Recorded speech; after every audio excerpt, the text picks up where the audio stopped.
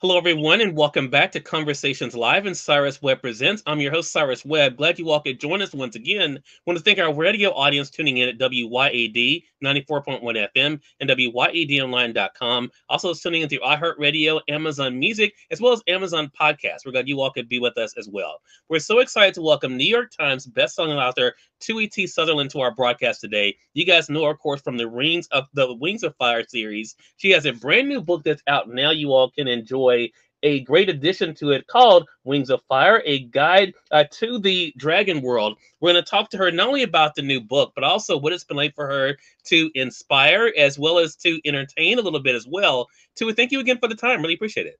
Yeah, thank you so much for having me, Cyrus. I'm really excited to be here. Well, the pleasure's definitely all mine. The book is already a buzzing. You have readers of all ages that are enjoying this book. What has it been like for you, Tui, to see the response to the Wings of Fire series? Oh, it's amazing. I love these readers so much. I love how creative they are, how they all have their own ideas and dragons, and they want to tell me all about them. And I just think that I've been so lucky to get to work on this series and connect with all those kids.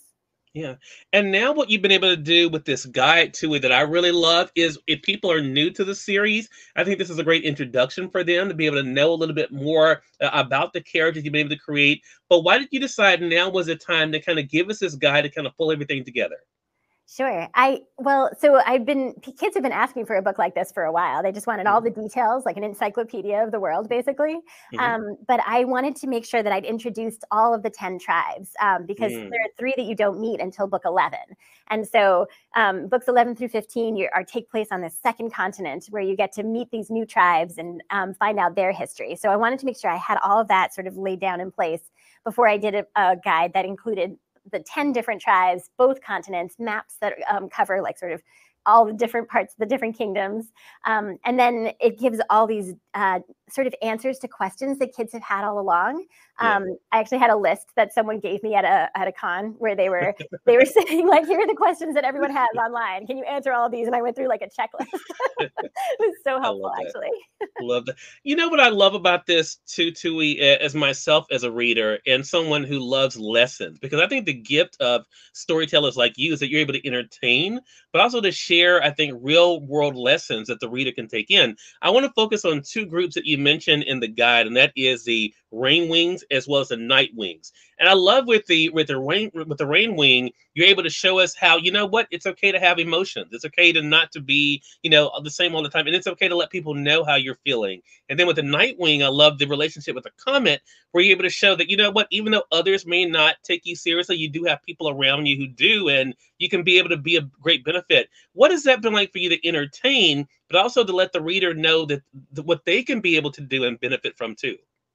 I think that that's one of the things that sort of evolved about my writing from when I started a long time ago is thinking more mindfully about what the themes are and like what I'm trying to, impart in a way, or what I want kids to come out thinking. I love what you said about the rain wings. That's 100% true. They're a tribe of dragons who their emotions show up in different colors on their scales.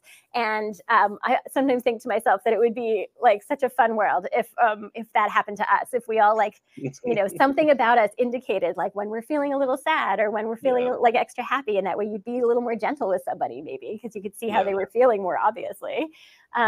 But definitely with the overall series, what I wanted kids to feel is that anyone can be a part of saving the world.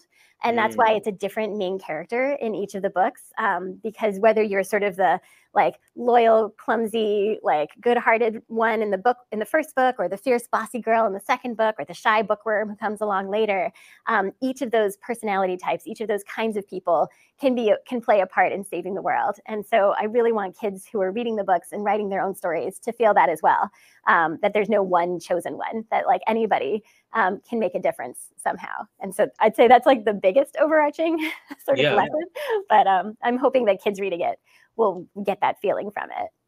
I think they will. And I think we adults, as you bring out with the rain wings, I think we adults could benefit from that as well, because we're not always as straightforward when it comes to our own emotions as well. So, Tui, I want to ask you, as you are living what is the dream for so many storytellers. Could you have imagined when Wings of Fire started that it would be as big as it is today?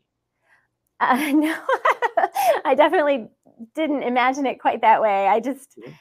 I think for me, all I really wanted to do was to be allowed to keep telling the stories. So I was Yeah. hoping it would succeed enough that, my publisher would say, yes, we want more dragons. Feel free to keep writing them.